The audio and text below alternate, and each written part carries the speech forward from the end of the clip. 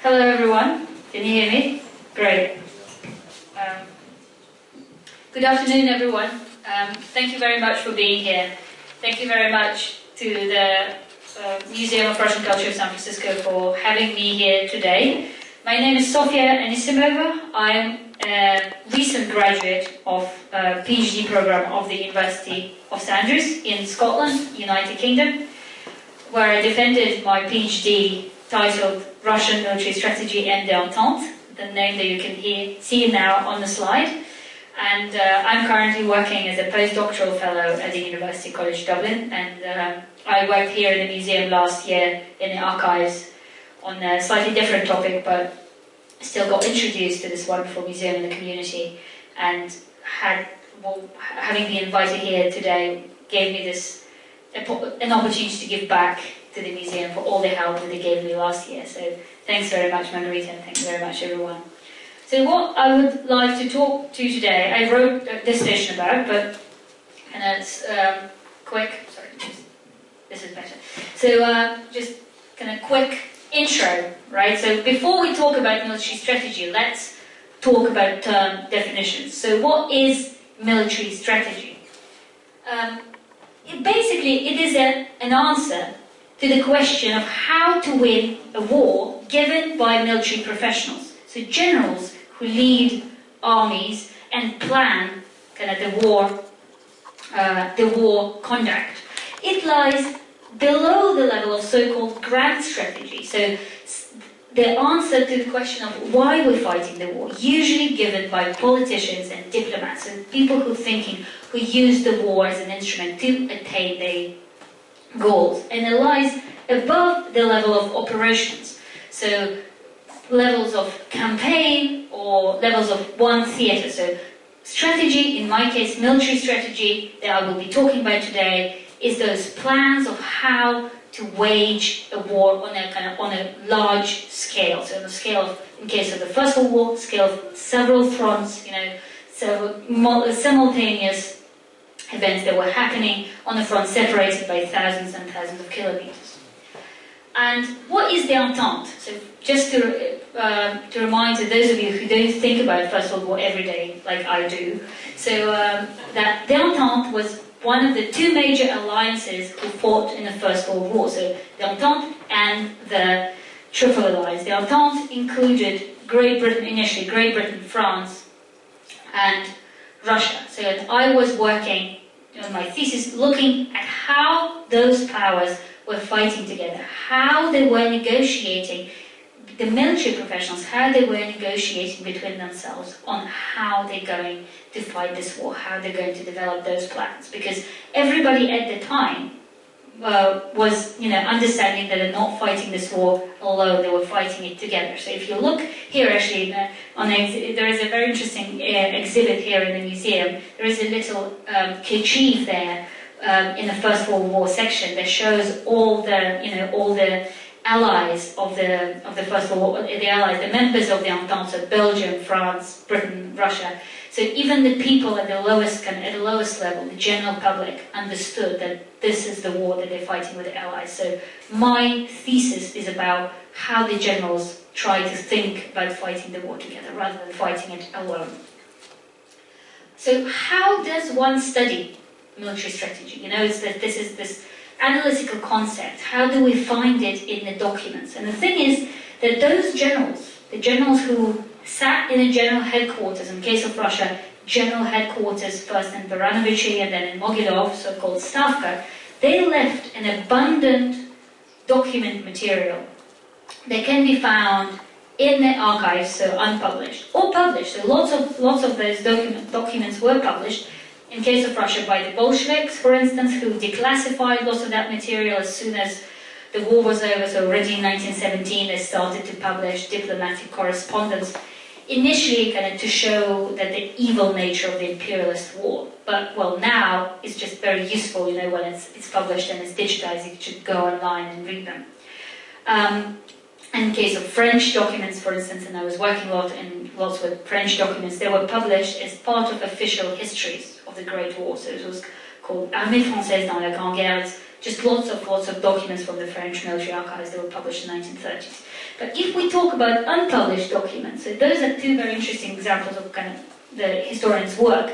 Lots of my material came from the Russian State Archive for Military History, and this is this slide. And luckily for me, in 2019, they digitized all of the records of the Russian General Headquarters, so I was able to weather COVID-19 pandemic, just locked up in my room, just flicking through thousands and thousands and thousands of those documents.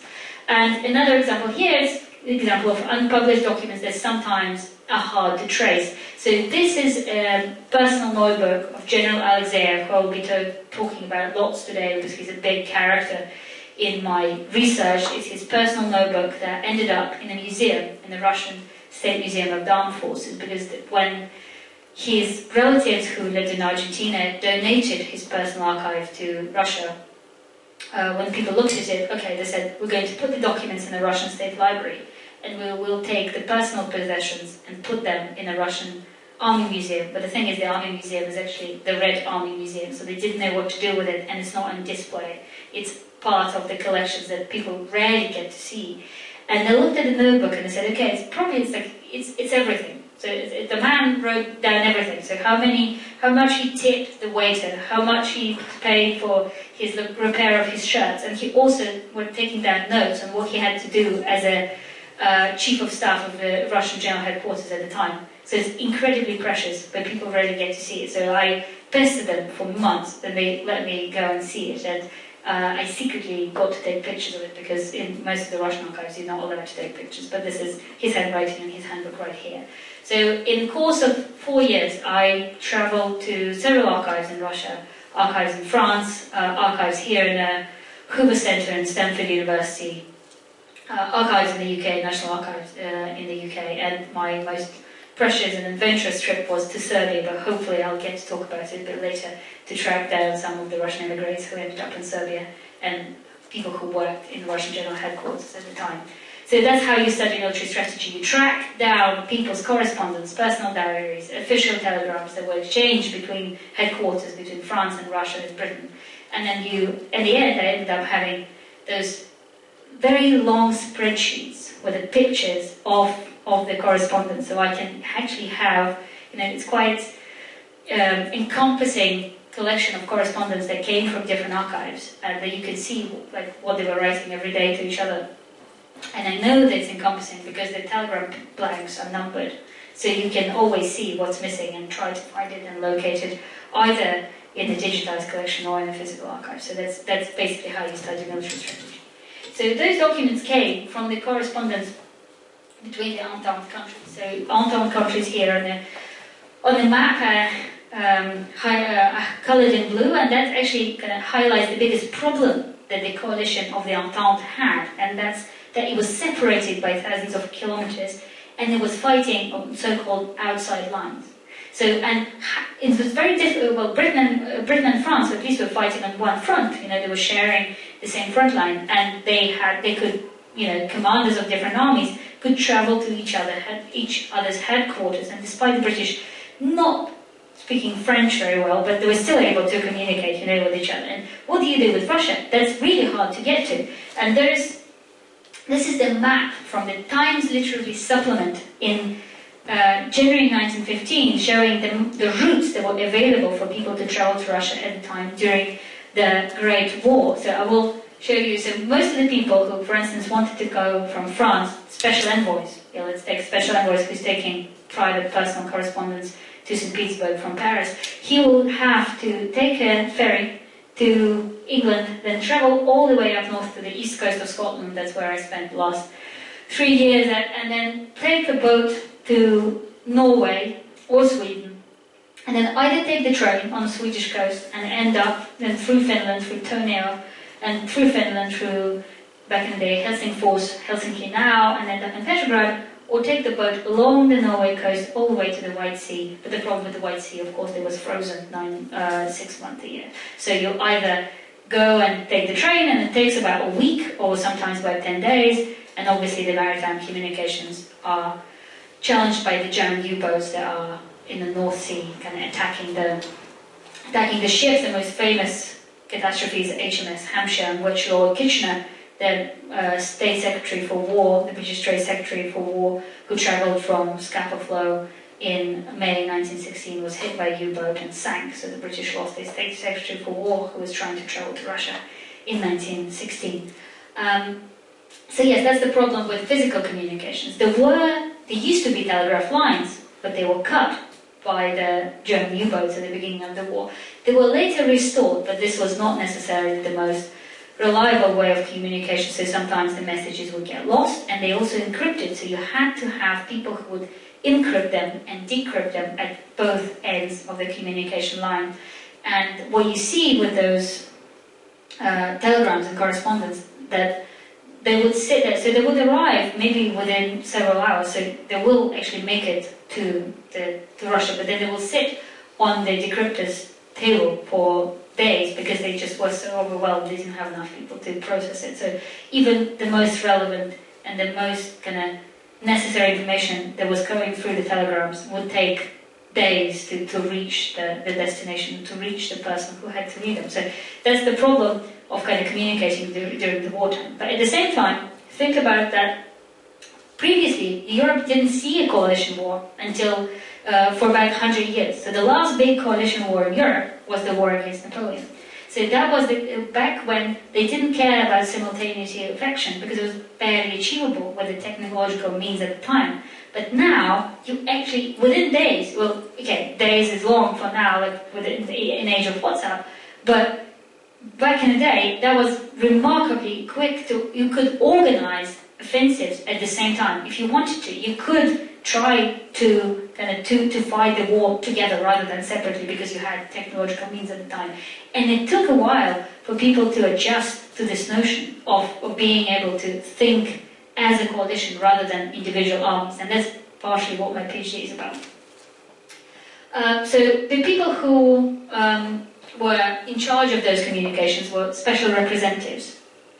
The one in France was called General Zhilinsky. You can see him here. Zhilinsky, probably to those of you who are interested in the First World War, is also known as the ex-chief of staff of the Guksh main department of the General Staff prior to the war, and then later commander of the Northwestern Front responsible to the Tannenberg disaster. So he was sacked pretty quickly already in September 1914, had nothing to do with himself, and they sent him to France to be, a representative of the Russian General Headquarters there.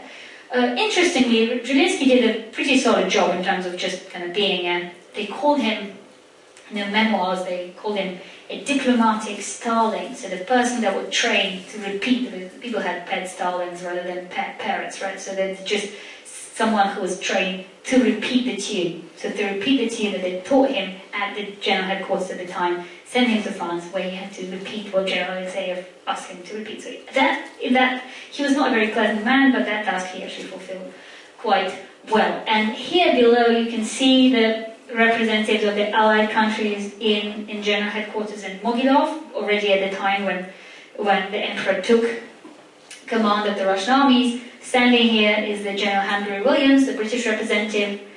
Behind him, Baron de Riquel, the Belgian representative, the Italian representative, Major Masengo, and the French representative on the other side of the Emperor, called General de Laguiche, the Serbian representative at the time.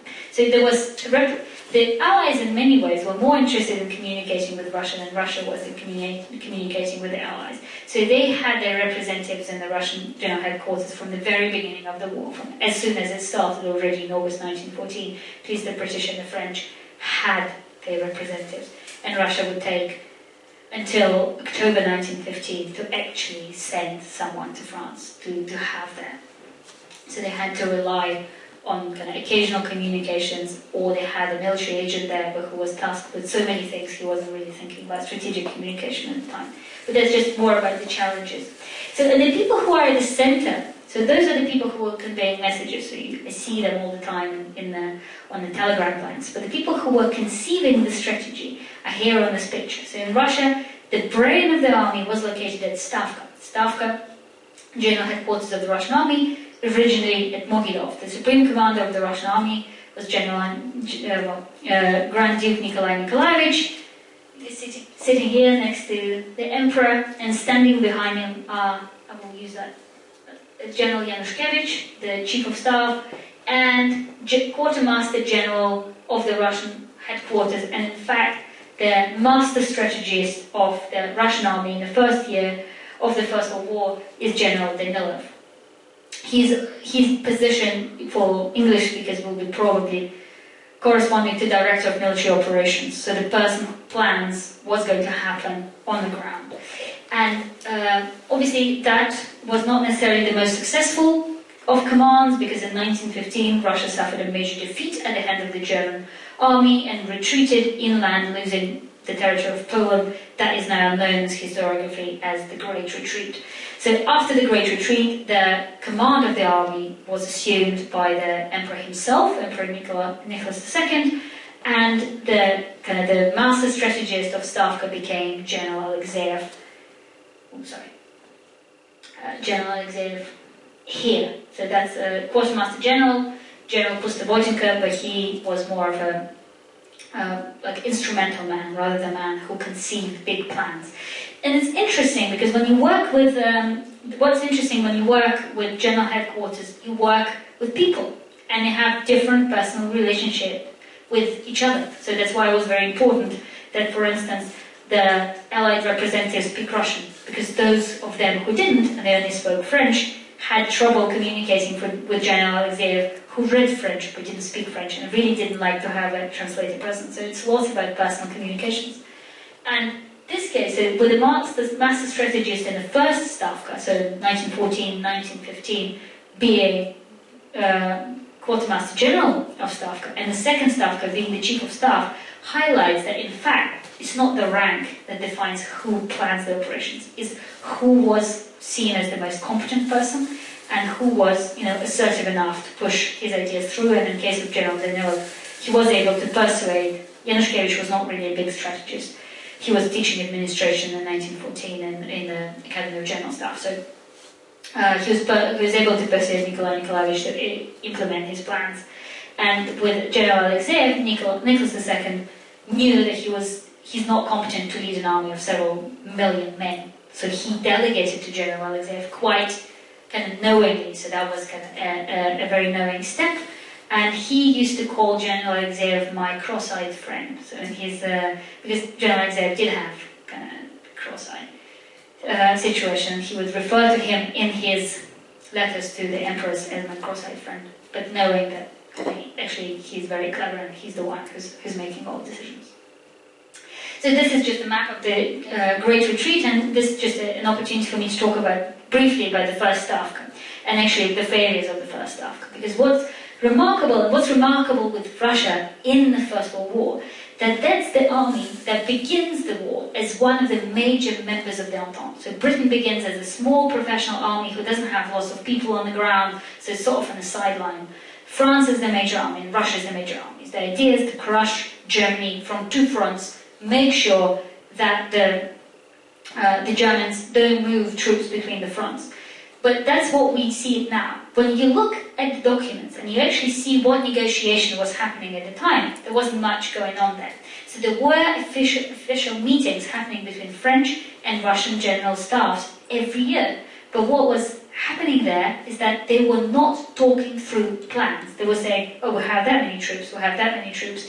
And as General Danilov put in his memoirs, it was like playing poker. So it was, people were sitting in front of each other, not showing each other their cards, because Russia knew its vulnerabilities and the problems with the railway lines, and France at the time was not seeing Russia as a full-blown ally. I was interested in just getting the Russians to do what they wanted to do, rather than, sharing it and sitting down and saying, okay, we're going to work out on a common plan. So there was no common plan in 1914. So there were those operations in 1914 and happened in parallel rather than together. So there was two armies fighting one enemy, but in parallel, and there was unfolding in parallel, and they were not even, in the first month of the war, informing each other about what's happening in their respective front.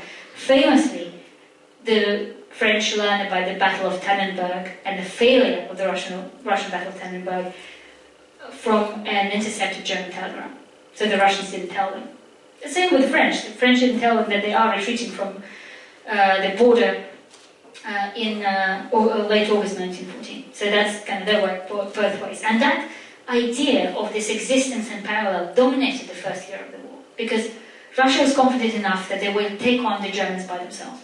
And the French, the only thing that they wanted from the Russians was that they divert enough German troops to the Eastern Front so the French can actually take on the main enemy, so they can win the war. So it was a very instrumental look at the Ally. But that will soon change, and the turning point of this was the Great Retreat. Because Russia suddenly, known as the steamroll in 1914, if you see all of those, satirical maps, unfortunately I didn't have it here, should have included it, but if you look at those satirical maps from the First World War, when you see how different countries are represented, Russia is very often represented either pre-1914 as a big, scary bear who's tearing Germany and Austria apart, or a steamroller. And I think one of the most famous ones is where Tsar Nicholas II is riding the steamroller trying to, roll Germany and Austria. So, but suddenly in 1915, Russia didn't have enough munitions. Russia suffered major losses and lots of the professional soldiers died. So they were rolling back very quickly, desperate for Allied help, sending one telegram after another to the French headquarters saying, we need you to go on the offensive, we need you to pull the Germans. It was mostly the Germans because Austrians were a weaker army, so the Russians were confident that they could take them on. But the Germans, they couldn't. And so when Germany moved all of its strength to the Eastern Front and tried to mow the Russian army down, they were retreating. Of course, Germany didn't achieve what they wanted to do, so Russia didn't pull out of the war. They just retreated back inland, and they then began to rebuild their troops. But at the same time, it was a moment of weakness, and the Allies began to look at them differently. That would manifest itself in end of 1915, when already General Alexeyev came to power. So let's talk a bit more about that, because that's really a big highlighting point of my thesis. There is a whole chapter dedicated to it. But it's also an interesting moment of Russia's attempt to be more show its own initiative during the war. So we know that in the first year there was not much interest in cooperating. So the first staff, Nikolai Nikolaevich, Yanushkevich, Danilov, there were suggestions of maybe let's do something. Let's try to coming from the Allies. Let's try maybe to coordinate better. They said, oh, it's all very well, but we don't think it's possible. Technically, we don't think it's possible. And then when General Alexeyev came along, he was more interested from the very beginning. He was more interested to cooperate with the Allies. He invited their representatives straight away to talk with him and to think what we can do together. And but bear in mind that he also takes command at a time when Russia is quite vulnerable. It retreated, it suffered major losses, was a professional army. It's no longer there, so they have to rebuild, they have to bring more troops, they have to bring more munitions, and they need time.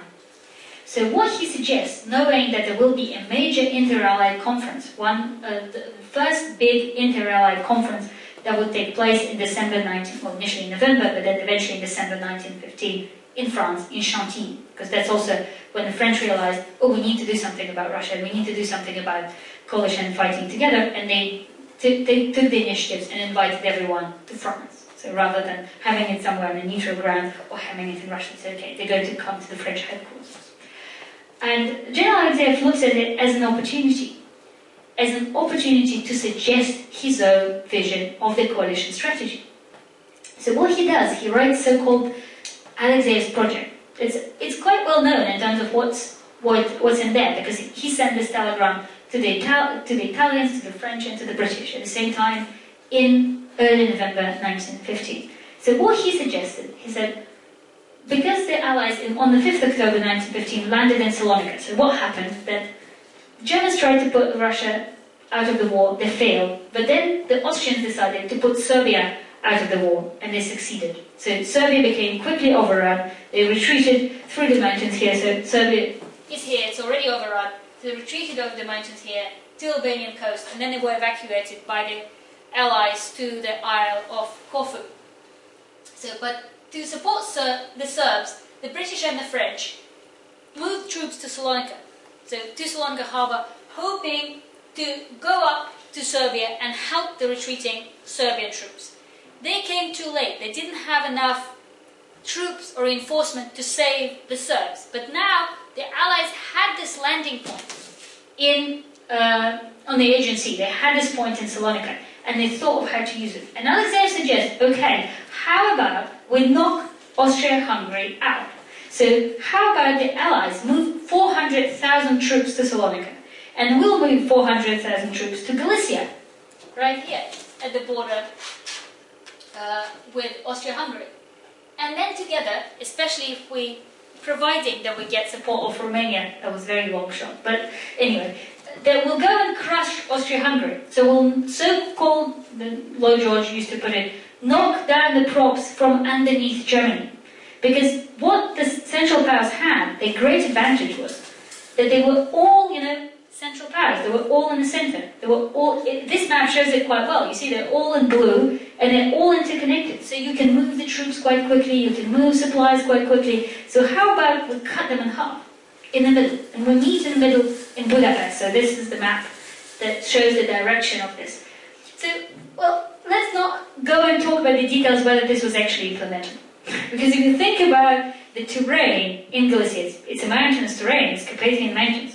If you think about the terrain in Salonika, and I've been there last summer, and I realized, oh, that's why. Because there are 2,000-meter tall mountains in the way. And you are very low, and they're very high, and to reach anywhere, you have to go up. So they were always fighting uphill.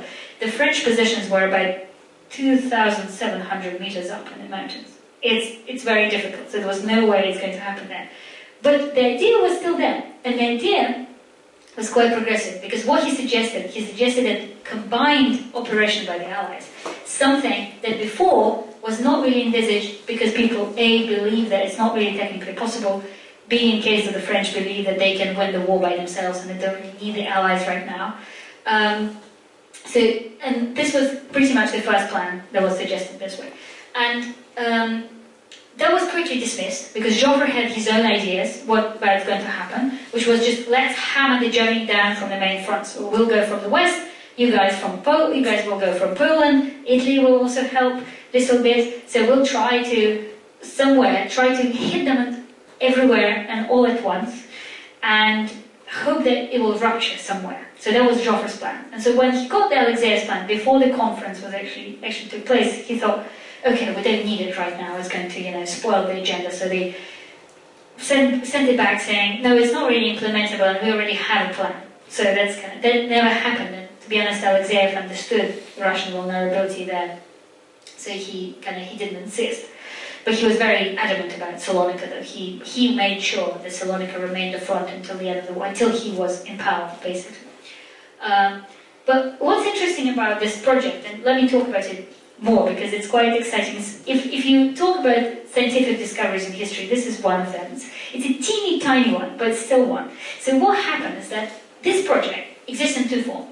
A telegram that I already mentioned. It's official telegram, very dry, to the point, 10 points. We go there, you go there, that's how many troops we need, that's where we're going to meet. And the second version of the project exists as a draft. And this draft exists in the Russian State Archive for Military History, and it's not written in Alexeyev's handwriting. So when I came across it, I thought, okay, maybe he dictated it. But then I looked at it in detail, and it doesn't look dictated, because it actually wears off, and it suggests it's much more detailed than the telegram is. And it suggests that, okay, it makes allusions to 1813, to the Napoleonic Coalition War. And the author of this little note says that as in 1813, Alexander I took lead of the anti-Napoleonic coalition, Nicholas II and Russia need to take the lead of the coalition now, because they are actually the ones who have the longest front. And I thought, this doesn't really sound like General Alexeyev, it's someone else. And I started to read the memoirs, thinking of who was around him, so how the whole thinking process happened. Of course, we know that he was really, can be a control freak, so he was writing lots of even smallest documents by himself, and now with the digitized archives, you can just type the name of the author of the paper and see how many telegrams he sent in a day. They were classified in different files in the archives, but now they're all together, you can see them. So at least 14 14 kind of several pages long documents. So he was constantly sitting there writing in his tiny, tiny, kind of very neat handwriting. So, and this is not him. And in all the memoirs, there was a mention of this interesting character called General Borisov. Sorry, that's the part that's kind of the idea of the plan sketched out in this note. So there was mention of General Borisov. This is him, the small, plump man in a picture. So General Borisov is mentioned in many memoirs as, the éminence grise of Russian staff. The person who was behind, sort of going around General Alexeyev, also not showering apparently, and not being very pleasant, and not really changing his outfits. And he was either portrayed as, this ominous presence in Stavka, who was very bad kind of presence on General Alexeyev, or as, just a fool, kind of as a court fool who was kind of just Alexeyev was kind enough to take him on. He was his old friend from back in the day when they were junior officers in the Kazansky regiment. And what in fact happened is that those documents were written by General Borisov. And how I was able to ascertain it, I found out that Borisov died in Serbia. And he was, before the war, he was living with General Alexeyev, living literally in the same house, because he had a mental breakdown. His wife died in childbirth, he had a mental breakdown. General Alexeyev took him on, and he lived in their house. And but then he died in Serbia, and he was having a similar living situation. He was living with a younger Serbian general who took him on, who took pity on him, and they lived together.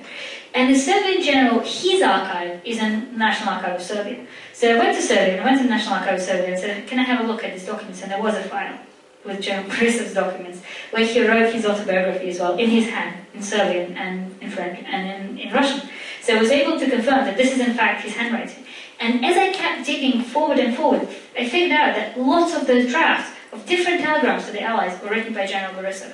And then sometimes they began by Borisov and finished by Alexeyev, and vice versa. Or it was drafted by Borisov, and then Alexeyev would, kind of just check and maybe change wording, but still use Borisov's words. So this man who wasn't, who was sitting in a tiny room, which is called shed in Russian, he would describe it. So the tiny room adjacent to the room of the Chief of General Staff, which had lots of maps and which had this man living there, because they lived in the offices, so they were staying there all the time.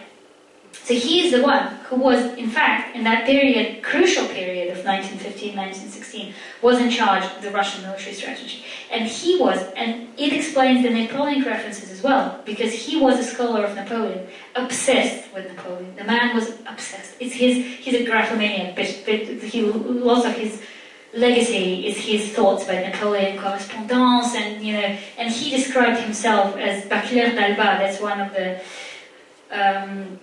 Napoleon's general quartermaster in Napoleon army in 1800. So he was describing him that. So basically, what I discovered, again, it's a tiny discovery, but is that I was able to confirm how the thinking process in the Russian general headquarters went at the time, and it was not just General Alexeyev. So because that was the draft was very long time attributed to him, because it looks very much, it's similar to what he sent to the Allies. It must have been him, maybe he dictated it, but now we know that it was actually someone else there in the room, making the decisions, making the thoughts, and it's good for us, because actually Borisov lived longer than Alexeyev, and because he was a graphomaniac, he left lots of his notes and thoughts and his theoretical ideas behind. So now we can have a look at this and think how theory and how the previous experiences shaped their decisions during the First World War. But that's stage 2. It didn't make it into the thesis. Maybe we'll make it into the next book. So, and what happened going back, sorry, this is a bit of a diversion about the General Alexeyev, but going back to what happened in December 1915 at the conference. So General Alexeyev's plan is no more. Joffre doesn't want it. Joffre, the commander-in-chief of the French armies. Joffre doesn't want it. He doesn't want any competition. But what the conference actually does and what it decides is that, actually, you know what? We're going to have a common strategy.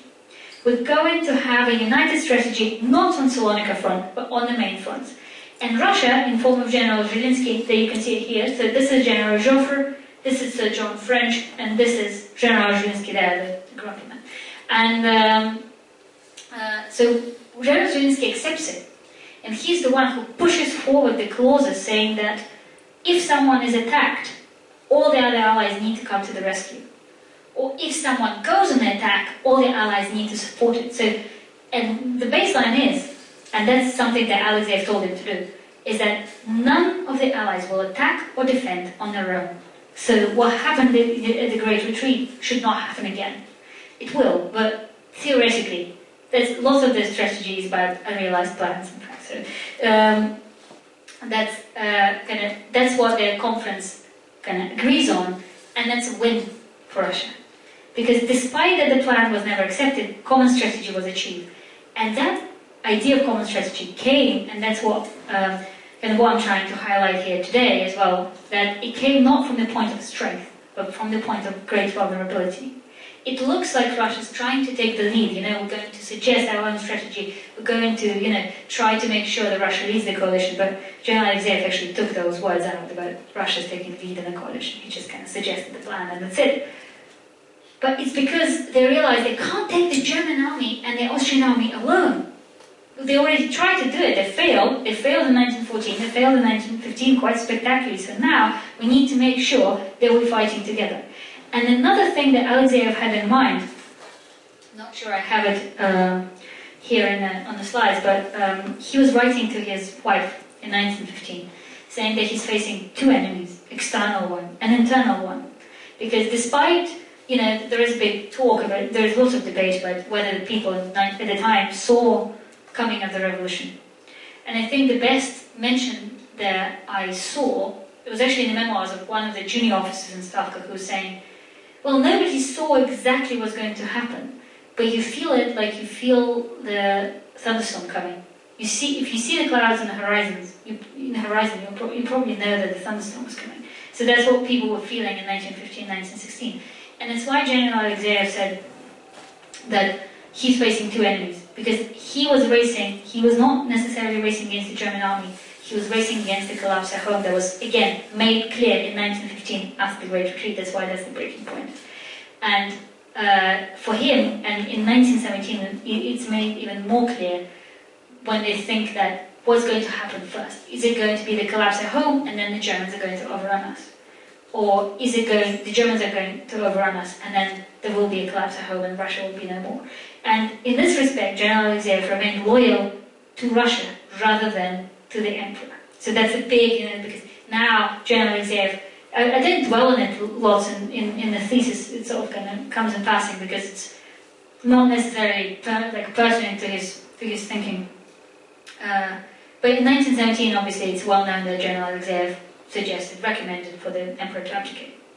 And he did that, he messaged to different front commanders and he tried to get their support, and they all messaged the emperor saying that, yes, you need to abdicate in favor of your son. And at this point, in the wording of the telegram that's been sent, the wording was, for the sake of Russia, for the sake of the victory, and for the sake of the survival of Russia as a state. I believe they say as a state, not as an empire. So you need to abdicate. So, and that actually shows quite well the idea of kind of that loyalty behind it, and the bits that went behind this idea of coalition strategy. Because what's the goal of the war? So the politicians have different goals. They want, they want the Straits, they want Galicia, they want more territory, they want to establish Russia as a great power in Europe.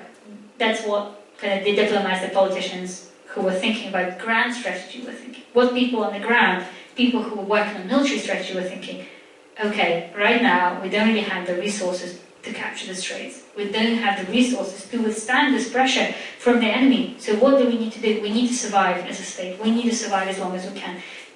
We need to be on the winning side in this, because otherwise Russia is going to collapse. So that's the thinking behind it.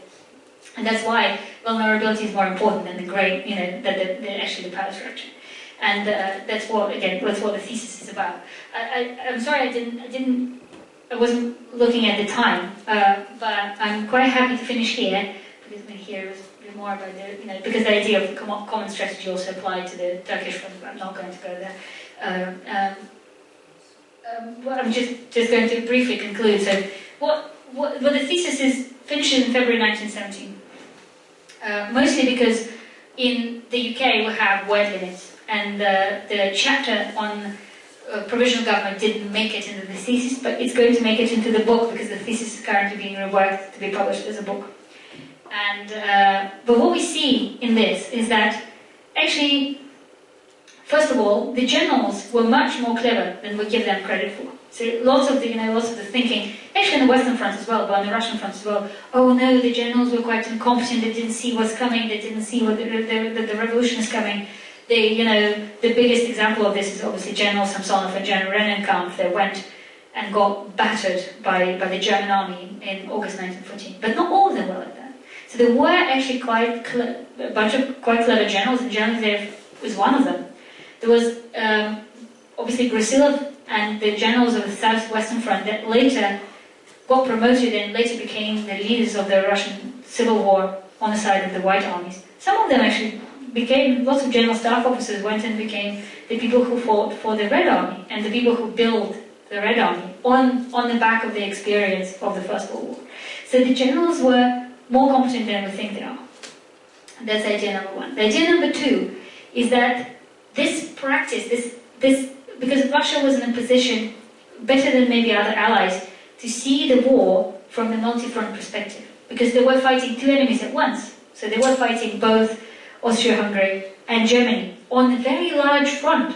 And then Romania joined the war in 1916, so you had to extend it and you had to think how you're going to fight them. And then the Caucasus Front, the Turkey joined the war in 1914. So you had to think about Caucasus Front as well, suddenly. So you have to keep that all in mind. So what they were practicing was this level of military strategy. They didn't necessarily call it strategy, that's the whole kind of other thing, but the term of military operations, so something that kind of limited to one theatre in one campaign, that came after the First World War, and that came mostly because of the military theorists of 1920 Soviet Union. So that's called so-called operational art was developed in early Soviet military thought.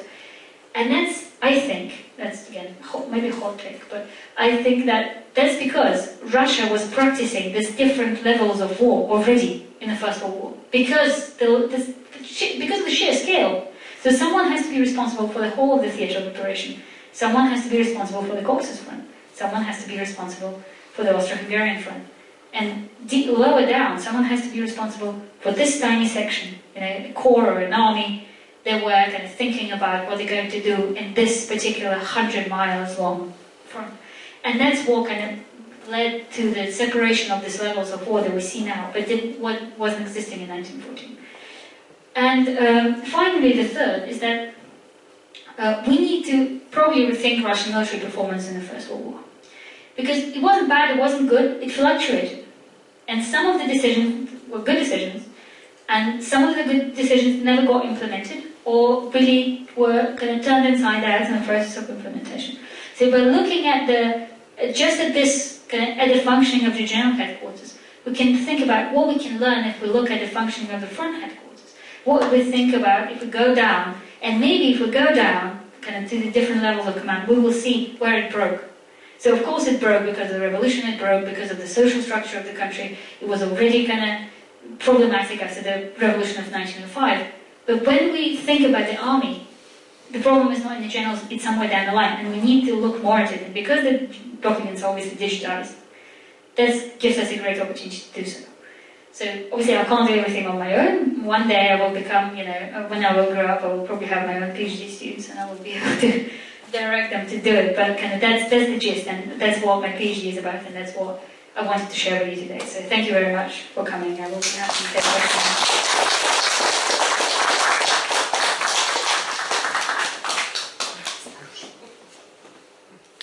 Традиционный снимок. Да, конечно, сейчас вопросы.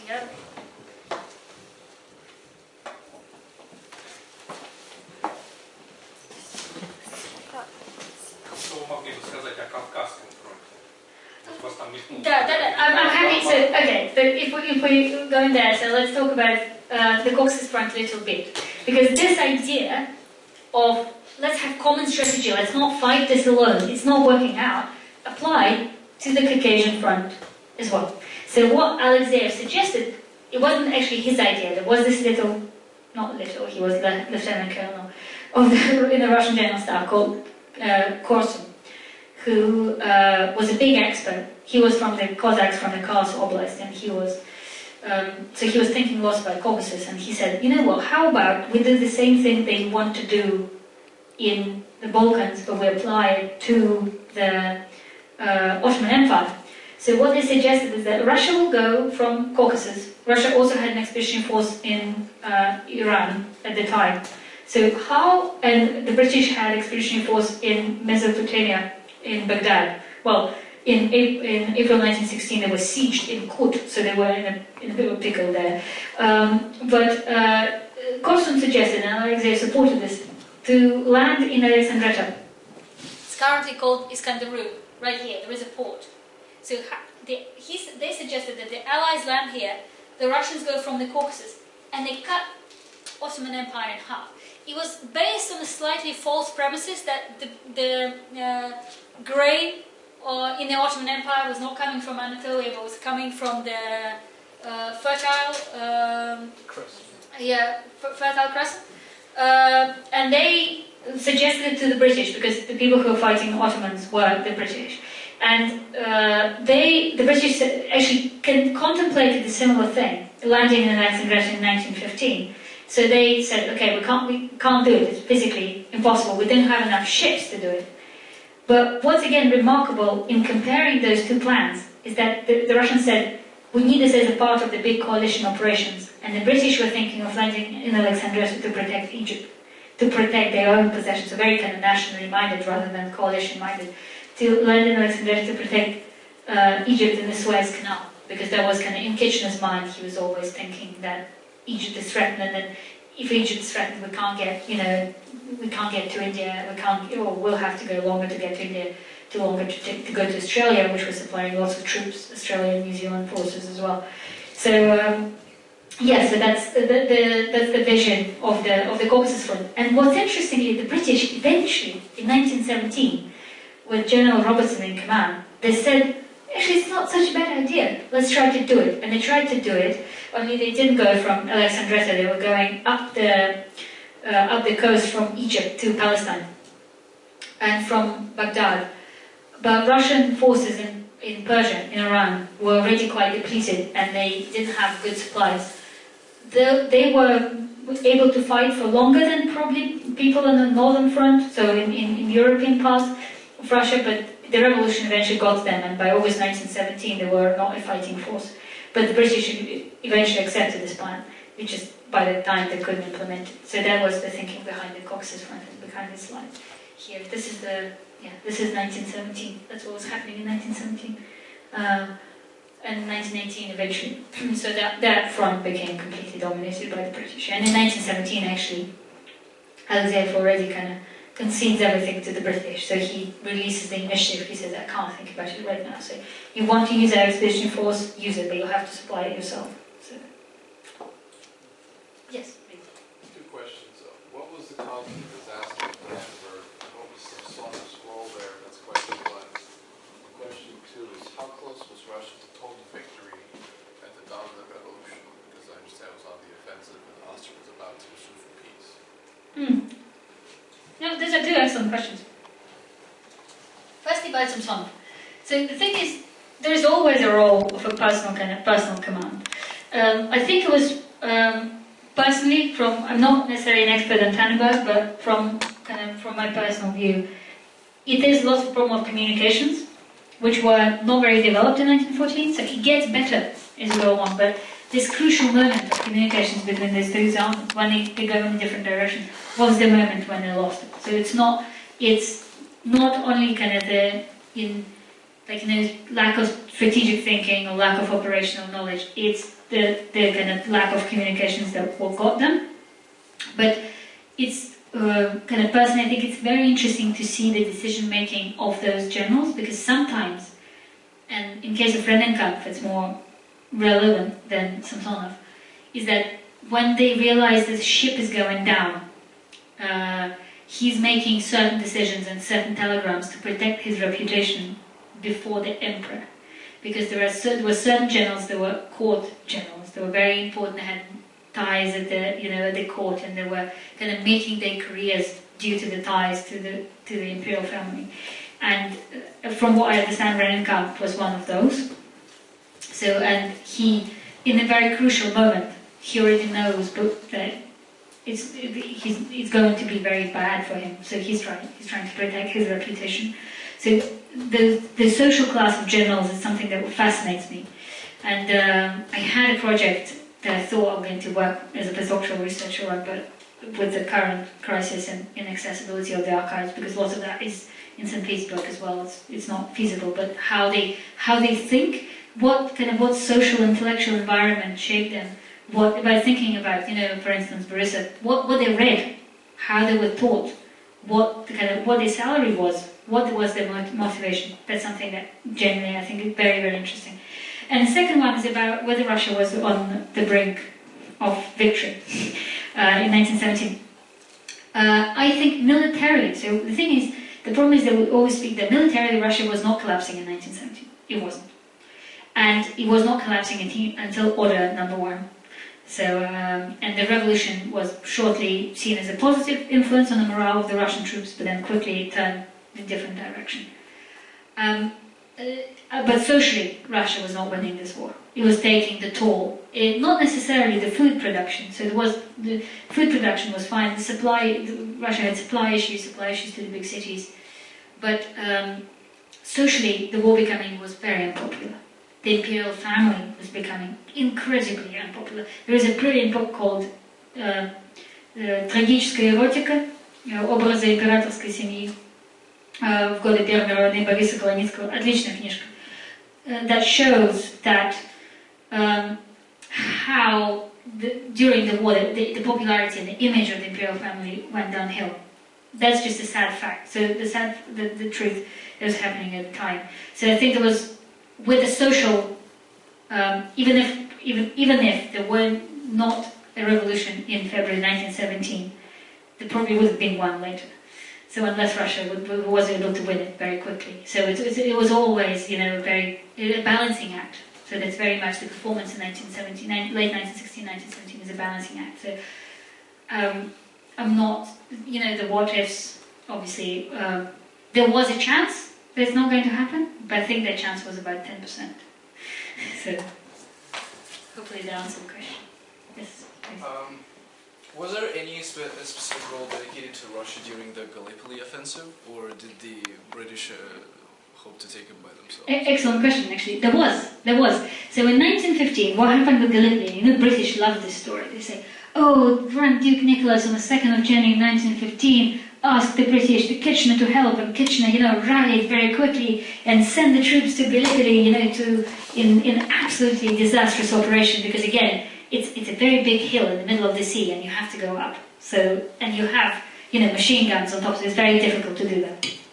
But the thing is that what happened is the Grand Duke, Russia had a very difficult situation in the Caucasus, and they didn't know which way it's going to go. There was a possibility that Russia is going to lose a whole army corps there, so they said, we need your help, we need to distract the Ottoman troops from the Caucasus front. So what they asked was a naval demonstration. So how about your ships will go through the straits and kind of bombard the Turkish ports and batteries, and that will probably distract the Ottomans just enough for us to get some relief. And the British were contemplating this operation already. From December 1914, there were 3 different projects of similar operations fluctuating, circulating in the British government. And the Russians, that was the 2nd of January. On 8th of January, Russia already won in the Caucasus. So they sent a telegram saying, okay, abort this mission, we don't really need it anymore. But the British still went on with it.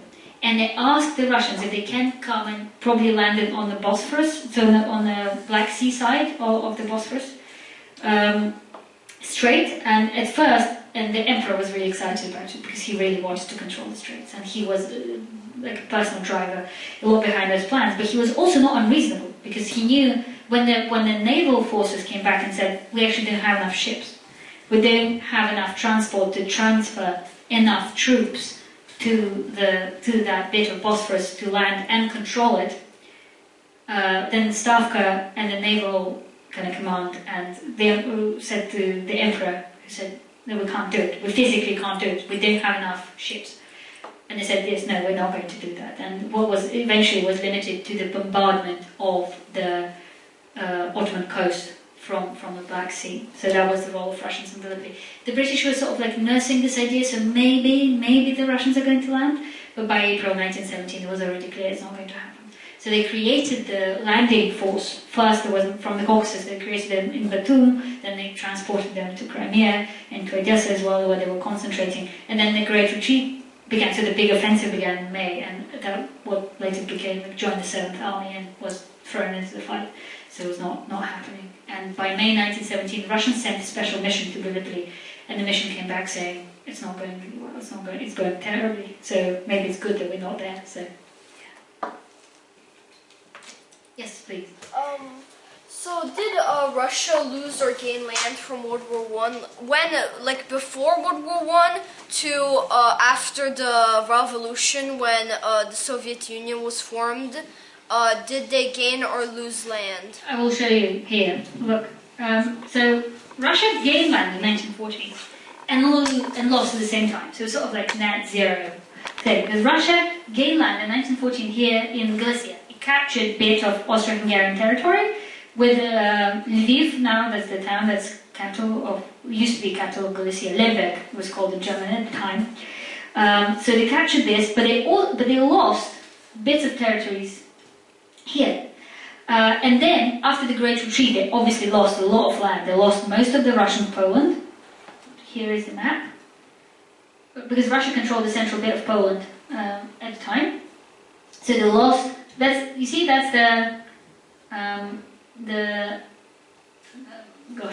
border of the Russian Empire. So that's what they gained initially, Galicia, and that's what they lost in 1914, and that's what they lost in 1915, and then in 1917 Excuse me, yes.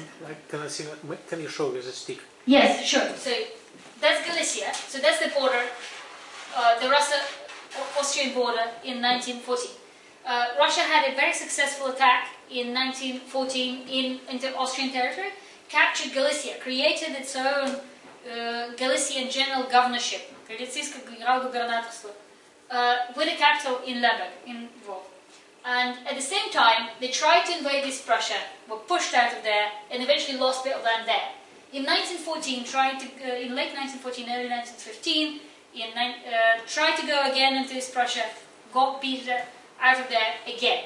And then in May 1915, it began here. The breakthrough began in the south, where combined German and Austrian troops kind of broke through in this very narrow point in Golice-Tarnów. So, and then they became rolling back, because the logic behind this was that we need to save the army. They still lost many people, but we need to kind of save the structure. If we're going to let them retreat uncontrollably, we're going to lose, they're going to overrun us. So we have to fight back and retreat more or less kind of as an organized entity, which they succeeded, but they still lost lots of people, they lost lots of territory. And they promised that they're not going to concede, they're not going to lose Warsaw, and they lost Warsaw as well in August 1915. So yes, that's the territory. You can see how it was going downhill. They lost the Baltic provinces, as they were known at the time, as well. And in 1917, there was an attack on Riga. The Germans attacked Riga, and they seized Riga as well, so which was a big hit.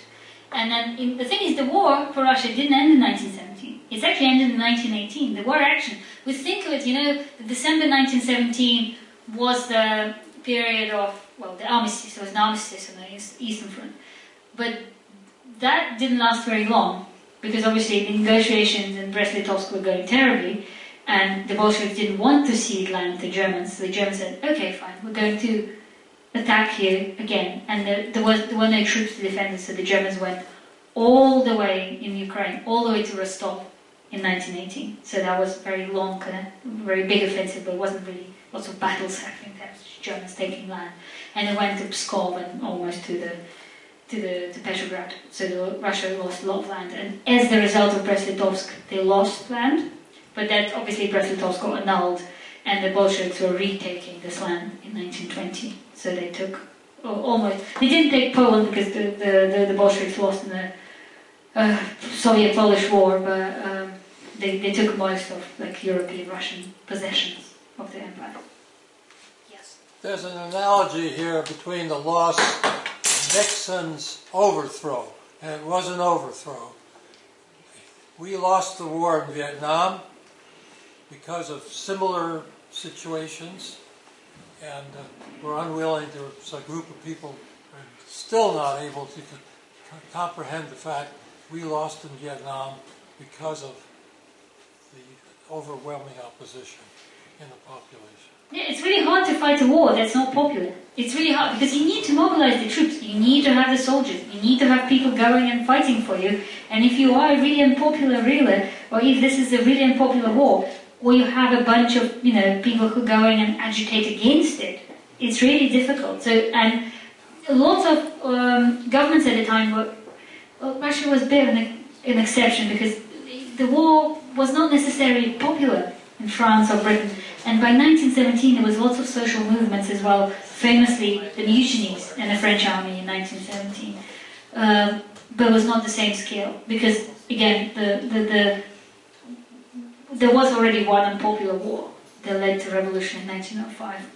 And this inability to learn from those mistakes. But I also know that it probably was impossible not to get into a big European war at the time, in the mind of people who were making the decision. So it was a deadly trap, a suicidal mission. I think too, there was a great dependence on the small army that supported the monarchy because all the officers were mostly nobles. They supported the monarchical system, and that's what happened. Can I say one little comment about this, because it's very interesting. The composition of the officer corps, even in 1914, so look, the guardsmen, so the people who served in the guards corps, they were overwhelmingly noble. They were all speaking French. They were very popular candidates to send to France, to showcase the Russian military might. But average military officers, the people they usually went to the Junkers school, and then they usually were mishani. So about 30% were noble, about 40% were mishani, and some of them were even of peasant origin. So General Borisov was of peasant origin. His father bought himself from the servitude. General Alexeyev was son of a captain who fought in Russo-Crimean War. General Renenkov and Samsonov were obviously noble. General Danilov wasn't. General Denikin was a son of a military officer as well, who grew up in Poland. So it's a mix. General Kornilov sent Kazak famously, right? So it's a mix. It's a mix. And what happened but they still had core, 30% of noblemen, especially people who served in the cavalry, where you have to, maintain a certain way of life and buy yourself a horse, quite expensive. But what happened during the war? Those officers died. So all of the armies went through that. There were big social change that happened in the army during the First World War, and there were lots of officers promoted from the ranks. People who were field fibbers, people who were kind of surgeon majors kind of ranks, that were promoted up and who became junior officers, and the people who used to be junior officers were promoted up and became, captains, colonels, majors, and what. So there was a big social change in the army, and that explains why the revolution, when the order number 1 came through, it took on like a house on fire.